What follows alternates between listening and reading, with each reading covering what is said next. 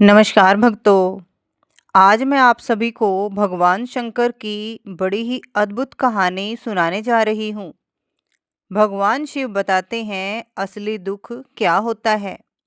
एक बार भगवान शिव पृथ्वीलोक पर भ्रमण करने के लिए गए तो उन्होंने एक युवक को देखा। वह युवक ईश्वर को दोष देता जा रहा था। वह अपने जीवन से निराश था, दुखी था। यह सब देखकर भगवान शिव एक महात्मा का रूप धारण करके उस युवक को असली दुख के बारे में ज्ञान देते हैं। तो चलिए इस कहानी के माध्यम से समझते हैं कि असली दुख क्या होता है। अगर आप ये कहानी सुन रहे हैं तो पूरा सुनिएगा। इस कथा को आधा अधूरा छोड़कर जाने की गलती मत करिएगा, क्योंकि इस कथा को सुनने वाले को मन चाहे फल की प्राप्ति होगी। इस कथा को पूरा सुने। आप शिव भक्त हैं तो भोलेनाथ का अनादर न करें। कमेंट में ओम नमः शिवाय या हर हर महादेव अवश्य लिखें। सुख और दुख एक ही सिक्के के दो पहलू हैं। सुख और दुख हमारे जीवन में लगातार आते ही रहते हैं और हमें लगता है कि हमारे जीवन में हजारों दुख हैं, हजारों समस्याएं हैं। लेकिन अगर आप वास्तविक तौर पर देखें और अगर आप इस बात को अच्छी तरह से समझें तो आप यह समझ पाएंगे कि हमारे जीवन में केवल एक ही दुख होता है। और वो कौन सा दुख है और उस दुख का निवारण क्या है, उस दुख का समाधान क्या है, हम यही जानने की कोशिश करेंगे इस कहानी के माध्यम से। एक समय की बात है, एक गांव में एक व्यक्ति रहता था। उसका नाम हरिहर था। वह बड़ा आलसी था और अपने जीवन से बहुत निराश था। उसका कारण यह था कि उसने अब तक अपने जीवन में कुछ भी हासिल नहीं किया था। वह कुछ भी नहीं करता था। उसके घर वाले भी इस बात से बहुत परेशान रहते थे। वह चाहते थे कि वह बाहर जाकर कुछ अच्छा काम करे, कोई अच्छी नौकरी करे, लेकिन वह उनकी एक नहीं सुनता था। उसके घर वाले दूसरों का उदाहरण देकर उसे ताने मारते थे, उसे तरह तरह की बातें कहते थे, लेकिन उसे कोई फर्क नहीं पड़ता था।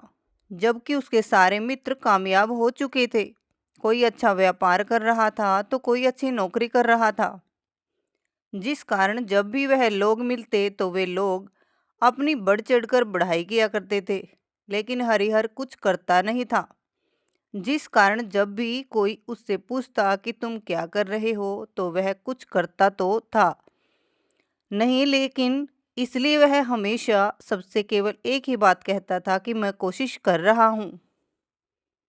लेकिन उसकी कोशिशों का कोई भी फल किसी को नजर नहीं आ रहा था। देखते ही देखते अब ऐसा समय आ चुका था कि हरिहर सभी से मुंह छुपाता रहता था, ताकि उससे कोई यह ना पूछ ले कि तुम क्या करते हो। इसलिए वह कभी किसी के सामने भी नहीं आता था। धीरे धीरे उसका मन दुखी होने लगा था। हरिहर अब बहुत निराश रहने लगा था, मानो वह इस धरती पर बोझ हो।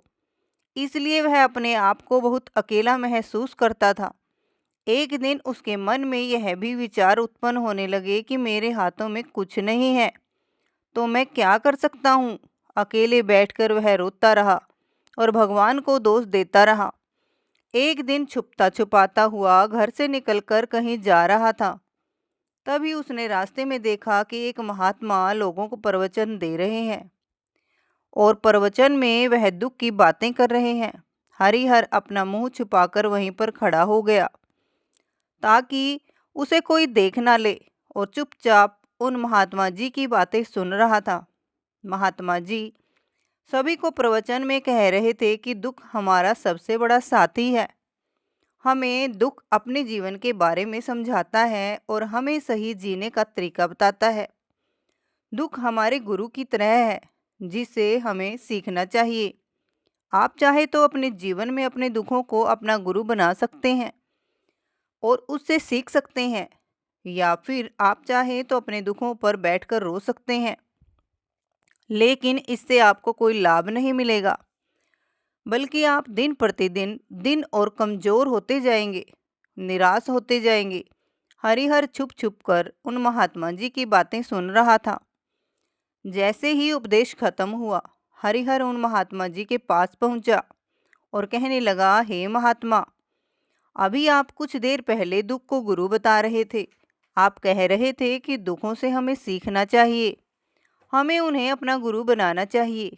लेकिन मैं तो अपने दुखों से परेशान हूँ, अपने जीवन से परेशान हूँ। मैंने अब तक जो दुख झेले हैं, मुझे तो कभी ऐसा प्रतीत नहीं हुआ कि मेरे दुख मुझे कुछ सिखा रहे हैं, बल्कि मुझे तो हमेशा यही लगता है कि वह मुझे पीड़ा दे रहे हैं, तकलीफ दे रहे हैं। और दुख की पीड़ा बहुत भयंकर होती है।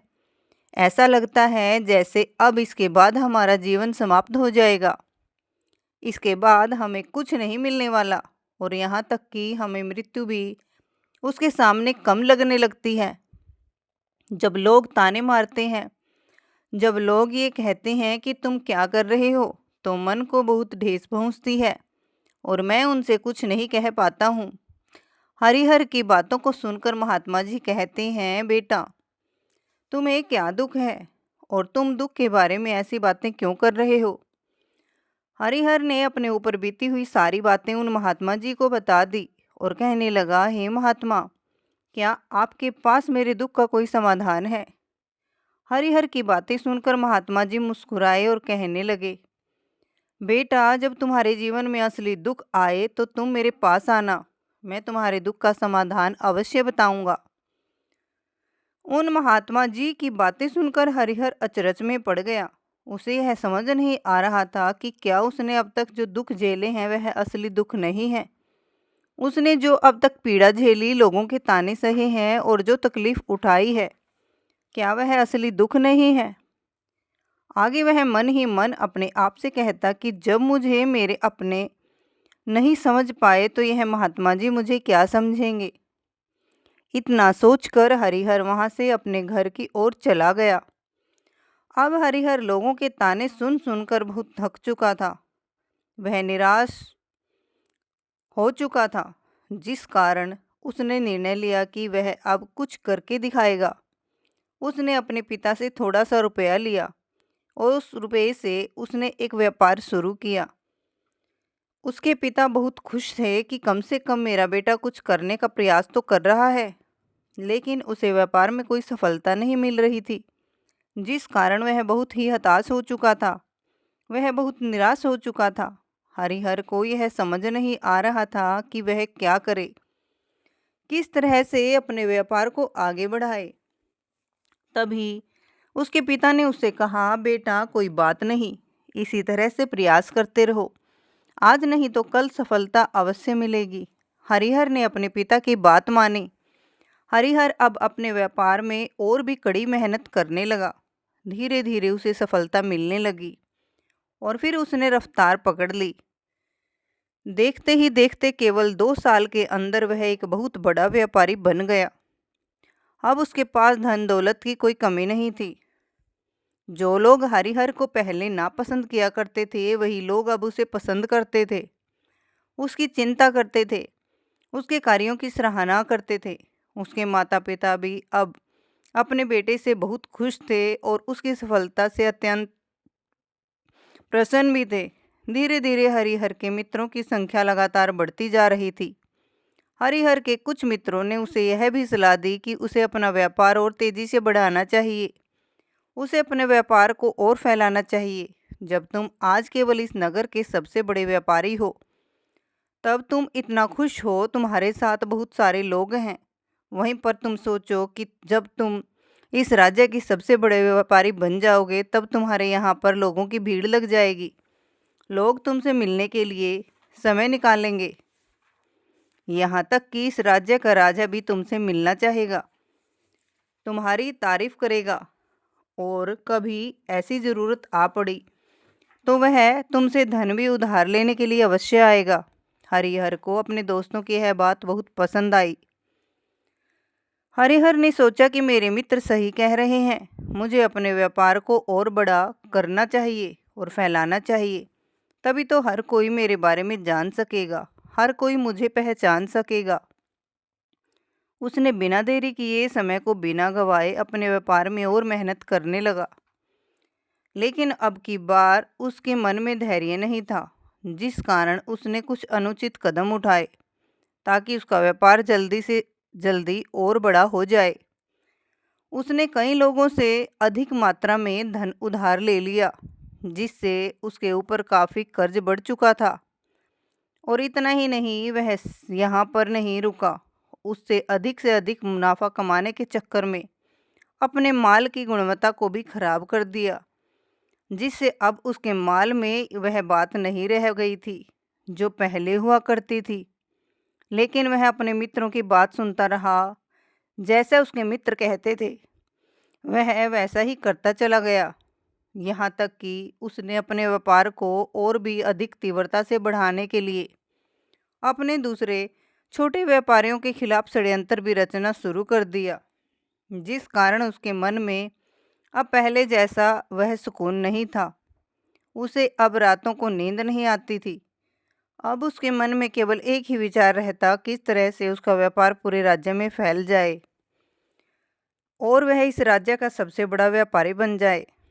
इसलिए वह दिन रात केवल इसी मेहनत में लगा रहता कि उसका व्यापार जल्दी से जल्दी और बड़ा हो जाए। हरिहर के पास नौकर चाकर सभी सुख सुविधाएं थी, लेकिन उसके बावजूद भी उन चीज़ों का लाभ नहीं उठा पा रहा था, क्योंकि उसका पूरा ध्यान केवल अपने व्यापार को और उन्नति पर ले जाना था। एक दिन हरिहर एक मार्ग से होकर गुजर रहा था। तभी रास्ते में हरिहर को उन महात्मा का आश्रम दिखाई पड़ा। यह देखकर वह उन महात्मा जी के पास गया और उनसे कहने लगा, हे महात्मा जी, आपने कहा था कि जब मेरे जीवन में कोई असली दुख आए तब मैं आपके पास आऊं। आज इसलिए मैं यहाँ पर आया हूँ। आज मैं बहुत दुखी हूँ। मैं रातों को सो नहीं पाता। मेरे पास सब कुछ होते हुए भी मैं उनका लुत्फ नहीं उठा पाता। उसने अपनी सारी बातें महात्मा जी को बताई। महात्मा जी हरिहर से कहते हैं, बेटा, जब तुम पहली बार आए थे तब भी तुम बहुत दुखी थे, लेकिन तब तुमने अपने दुख से क्या सीखा? महात्मा जी की बातें सुनकर हरिहर बोला, हे महात्मा जी, जब मैं अपने जीवन में कुछ नहीं कर पा रहा था तब मैंने अपने दुखों से यही सीखा था कि केवल सोचने मात्र से कुछ नहीं होगा। उसके लिए हमें कुछ करना भी पड़ेगा, और केवल कोई कर्म करना ही सफलता नहीं है। उस कर्म को उसके अंजाम तक पहुंचाना हमें सफल बनाता है, फिर चाहे रास्ता कैसा भी हो, फिर चाहे परिस्थितियां कैसी भी क्यों ना हो, फिर चाहे कितनी भी बाधाएं आपके रास्ते में क्यों ना आ जाए, चाहे ऐसा क्यों ना लगने लगे कि अब हमारे जीवन में कुछ नहीं बचा, हम कुछ नहीं कर सकते, तब भी हौसला बनाए रखो। उम्मीद नहीं छोड़नी चाहिए और अपने कार्य पर डटे रहना चाहिए। यह सोचकर कि जब तक मैं अपने कार्य को सफल नहीं कर लेता तब तक मैं अपने लक्ष्य तक नहीं पहुंच पाता, तब तक मैं इस कार्य को करता रहूँगा। मैं इस कार्य में अवश्य ही सफल होकर रहूँगा, क्योंकि लोग केवल सफल लोगों को महत्व देते हैं, उनके कर्मों को नहीं। हरिहर की यह सारी बातें सुनकर वह महात्मा जी कहने लगे, बेटा, जब तुम्हारे जीवन में असली दुख आए तब मेरे पास आना, मैं तुम्हारी समस्या का समाधान अवश्य करूँगा। इतना कहकर महात्मा जी वहाँ से चले गए। हरिहर फिर से उनकी ये बातें सुनकर आश्चर्यचकित रह गया। उसे अभी यह समझ नहीं आ रहा था कि उसने जो तकलीफ़ें अभी तक झेली हैं, क्या वे असली दुख नहीं है। हरिहर के मन में अब एक सवाल उत्पन्न होने लगा कि असली दुख क्या है और इसकी पहचान क्या है, और मुझे कैसा पता चलेगा कि इस समय मैं असली दुख में हूँ। लेकिन उसने कुछ नहीं कहा। तभी वह महात्मा हरिहर के पास एक बड़ा सा घड़ा लेकर पहुंच जाते हैं। उस घड़े के अंदर सोने के सिक्के थे। उस घड़े को देते हुए वह महात्मा हरिहर से कहते हैं, बेटा, तुम इसे उस पेड़ के नीचे मिट्टी में दबा दो, क्योंकि यह मेरे किसी काम का नहीं है। जब मुझे इसकी ज़रूरत पड़ेगी तब मैं वहाँ से खोद कर इसे निकाल लूँगा, लेकिन अभी के लिए इसे वहाँ पर मिट्टी में नीचे दबा दो। हरिहर ने महात्मा जी की बात मान ली। और वह घड़ा मिट्टी में दबा दिया। इतना सब करके हरिहर उन महात्मा जी को प्रणाम करता है और वहाँ से वापस अपने घर की ओर लौट जाता है। धीरे धीरे समय बीतता गया। समय के साथ साथ हरिहर व्यापार में और भी ज़्यादा उन्नति कर चुका था, लेकिन माल की गुणवत्ता अच्छी न होने के कारण अब उसके व्यापार में घाटा होने लगा और धीरे धीरे ऐसा समय आया कि उसका व्यापार पूरी तरह से चौपट हो गया। अब उसके पास कुछ नहीं बचा था। हरिहर ने अपने दोस्तों से जो कर्ज लिए थे वो कर्ज भी उसे चुकाने थे, लेकिन हरिहर यह सोचकर निश्चिंत था कि उसने वह कर्ज अपने मित्रों से लिए हैं, जिस कारण वह उन्हें लौटाने में थोड़ी देर अवश्य कर सकता है। वह तो यह सोच रहा था कि उसके मित्र उसका बुरे समय में साथ देंगे, लेकिन सबसे पहले उसके मित्र ही उससे अपना कर्ज वापस लौटाने की मांग करने लगे। तब हरिहर को एहसास हुआ कि कोई भी अपना नहीं है। उसने अपने मित्रों से उस कर्ज को लौटाने के लिए थोड़ी सी मोहलत मांगी, लेकिन हरिहर के किसी भी मित्र ने उसे कर्ज को लौटाने के लिए मोहलत नहीं दी, बल्कि वे लोग उसे जान से मारने की धमकी देने लगे। अपने मित्रों के मुंह से यह सब सुनकर हरिहर बहुत ही आश्चर्यचकित रह गया। वह जो कुछ सोच रहा था उसके साथ सब कुछ उल्टा हो रहा था। व्यापार के चलते उसके बहुत मित्र और शुभचिंतक बने थे, पर वह सब उससे दूर जाने लगे थे। हर कोई उससे पीछा छुड़ाना चाहता था, कोई भी उसका साथ नहीं देना चाहता था। धीरे धीरे उसकी सारी संपत्ति नीलाम हो गई। अब उसके पास कुछ नहीं बचा था। वह सड़क पर आ चुका था। एक दिन हरिहर ने अपने पिताजी से कहा, पिताजी मेरी मदद कीजिए, मेरे ऊपर बहुत कर्ज है, मुझे उसे लौटाना है, कृपया करके मुझे थोड़ा सा धन दे दीजिए। इस पर हरिहर के पिता ने हरिहर से कहा, बेटा मेरे पास यही एक छोटा सा घर है, अगर यह अभी मैं तुम्हें दे दूं तो मैं और तुम्हारी माँ कहाँ रहेंगे, हमें भी दर दर की ठोकरें खानी पड़ेगी। ले देकर अब हमारे पास केवल यही संपत्ति बची है, इसलिए मैं तुमसे क्षमा मांगता हूँ। अपने माता पिता के दुख से यह सुनकर हरिहर चुपचाप वहाँ से चला गया और मन ही मन वह सोच रहा था कि मेरे पास अब कुछ नहीं बचा है। मेरे पास जो कुछ भी था वह सब कुछ तो लुट चुका, मेरा सब कुछ तो अब बर्बाद हो चुका है। भला अब मैं जीकर भी क्या करूँगा। अब मेरे पास केवल एक ही रास्ता है जिससे मैं अपने कर्जदारों से अपना पीछा छुड़ा सकता हूँ। यह सोचता हुआ वह एक ऊंची पहाड़ी की ओर पहुंचा। वह पहाड़ी पर चढ़ने ही वाला था कि तभी उसे याद आया कि उन महात्मा जी ने कहा था कि जब तुम असली दुख में हो तभी मेरे पास आना, मैं तुम्हारी समस्या का समाधान करूंगा। यह सोचकर हरिहर के मन में एक बार फिर उम्मीद की लहर दौड़ पड़ी। हरिहर दौड़ता हुआ उन महात्मा जी के पास पहुंचा और हरिहर ने उन्हें प्रणाम करके अपने ऊपर बीती हुई हर एक बात उन्हें बता दी और कहने लगा, हे महात्मा, आपने कहा था कि जब मेरे ऊपर असली दुख आए तब आप उसका समाधान अवश्य करेंगे। तभी वह महात्मा जी हरिहर की इस बात को सुनकर मुस्कुराने लगे और कहते हैं, बेटा, कहाँ है असली दुख। जब तुम्हारे जीवन में असली दुख आएगा तो मैं उसका समाधान अवश्य करूँगा। उन महात्मा जी के मुख से ये बात सुनकर हरिहर के सब्र का बांध टूट गया और हरिहर ने उन महात्मा जी से कहा कि क्या मैंने आज तक जो भी दुख झेला है, जो भी तकलीफ झेली है, क्या यह दुख नहीं है, क्या इसे दुख नहीं कहते। तभी वह महात्मा हरिहर से कहते हैं, बेटा, पहले तुम मुझे यह बात बताओ कि तुमने अपने दुख से क्या सीखा है।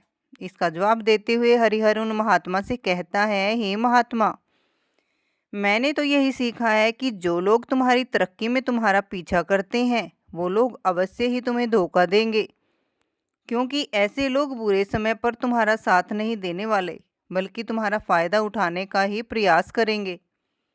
इसलिए ऐसे लोगों पर भरोसा ना करें, बल्कि जो लोग तुम्हारी असफलता के समय, तुम्हारे बुरे समय पर तुम्हारे साथ खड़े हैं, वही तुम्हारे असली मित्र हैं और वही तुम्हारे साथ रहते हैं, और ऐसे लोग तुम्हें बहुत कम मिलते हैं। जिन्हें भी ऐसे लोग मिलते हैं उन्हें हमेशा उनकी कद्र करनी चाहिए। जब तुम कोई कार्य कर रहे हो तो उसे पूरी ईमानदारी से करो, धैर्य रखो, लालच ना करो, क्योंकि ऐसा करने से तुम्हारे साथ ही बुरा होगा और तुम्हें हमेशा नुकसान में रहना पड़ेगा। हरिहर की यह सारी बातें सुनकर महात्मा उसे उस घड़े के पास ले गए जहां उस घड़े को उन्होंने मिट्टी में दबाया था। उन्होंने गड्ढा खोदा।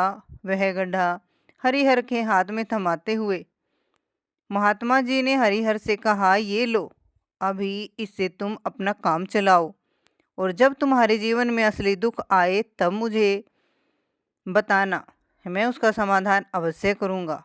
हरिहर महात्मा जी की बात सुनकर बड़ी अचरज में पड़ गया। उसे यह समझ नहीं आ रहा था कि आखिर यह असली दुख क्या है। लेकिन उसने अपने हाथों में पकड़े उस घड़े को देखा जिसके अंदर सोने के सिक्के थे। यह देखकर उसे मन ही मन यह लगा कि चलो, अब तो थोड़ी सी राहत अवश्य हो जाएगी। मैं अपने मित्रों का वह कर्ज लौटा सकूंगा और एक नया व्यापार भी फिर से आरंभ कर सकूंगा। यही सोचते हुए हरिहर ने उन साधु महात्मा को प्रणाम किया, उनका धन्यवाद किया और वहां से चल पड़ा।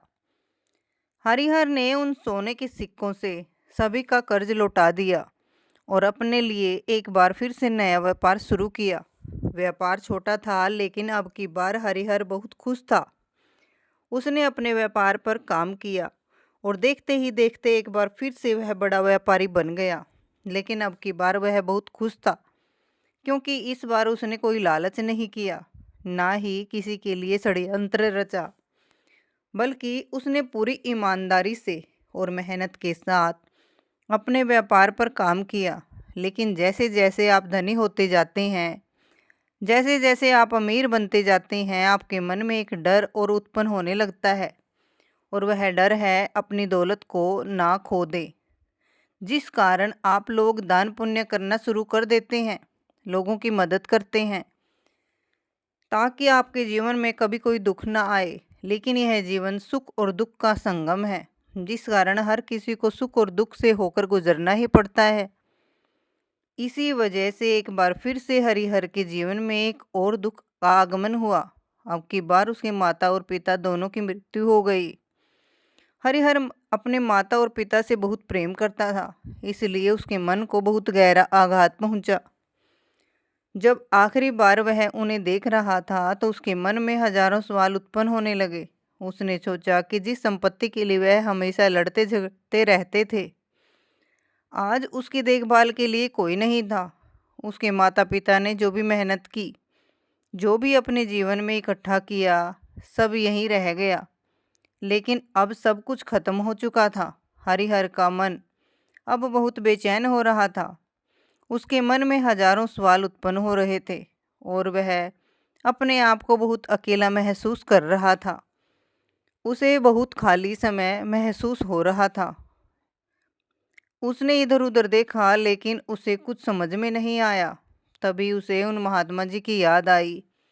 वह तुरंत ही भागा भागा उन महात्मा जी के पास पहुंचा। उसे देखते ही उन महात्मा ने हरिहर से पूछा, क्या बात है बेटा, कोई फिर से दुख आ पड़ा है? तभी हरिहर ने कहा, नहीं गुरुदेव, अब तो सब ठीक है, लेकिन आज मेरे माता पिता की मृत्यु हो गई और मैं बहुत अकेला महसूस कर रहा हूँ। मैं बहुत दुखी महसूस कर रहा हूँ। महात्मा जी हरिहर से कहते हैं, बेटा, इसमें दुखी होने वाली क्या बात है? यह तो जीवन है। यहाँ पर कोई भी रहने नहीं आया और ना ही कोई रहेगा।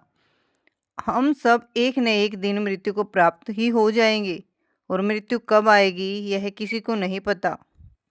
हो सकता है कि तुम्हारी मृत्यु कल ही हो जाए।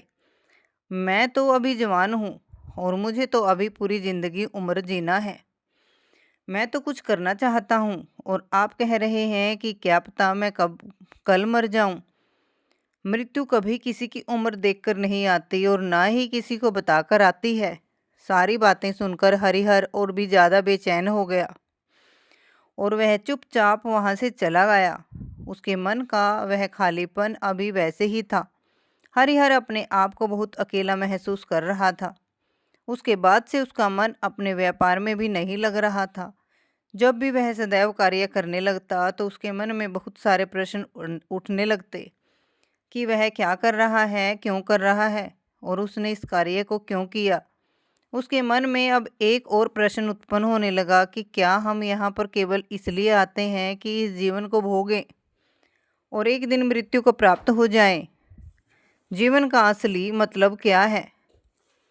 उसने कई विद्वानों से पूछा, अपनी तरफ से जो मुमकिन हो सकता था खोजबीन की, लेकिन उसे कोई संतोषपूर्ण जवाब नहीं मिल पा रहा था।